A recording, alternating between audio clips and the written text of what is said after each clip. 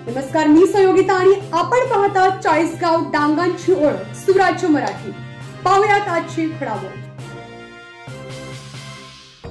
सुराज्य मराठीचा इम्पॅक्ट, जलवाहिनी दुरुस्तीला वेग, राजूर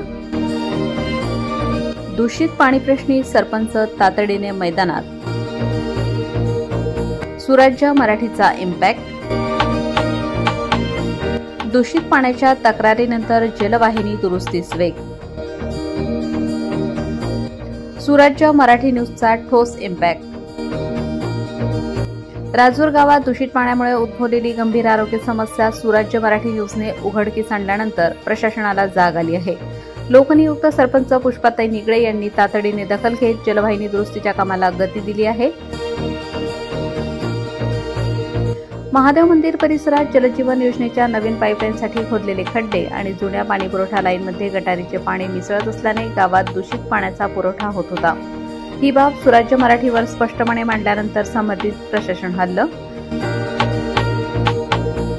सरपंच निगळे यांनी प्रत्यक्ष ठिकाणी जाऊन कामाची पाहणी केली। त्यावेळी त्यांनी सांगितलं की गावातील मुख्य पाणीपुरवठा मोटार सध्या नादुरुस्त असून बुधवारी पाणीपुरवठा पूर्ववत होईल। मंगळवारी दिवसभर जलजीवन अभियानाचे कर्मचारी खड्ड्यातून येणाऱ्या दूषित पाण्याची नव्याने पाईपलाईन टाकून दुरुस्ती करत होते। बुधवारी ही काम सुरू राहणार आहे। दुरुस्ती पूर्ण होईपर्यंत ग्रामस्थांनी नळाचे पाणी वापरणे टाळावे असे सरपंचांनी आवर्जून सांगितले। सुराज्य मराठीने कायमच सामान्य नागरिकांच्या आवाजाला आवाज दिला आहे। लोकशाही आणि ग्रामविकासाच्या प्रत्येक मुद्द्यावर पाहत रहा सुराज्य मराठी न्यूज। आपल्या सुराज्य मराठीच्या YouTube चॅनलला सबस्क्राइब करायला विसरू नका।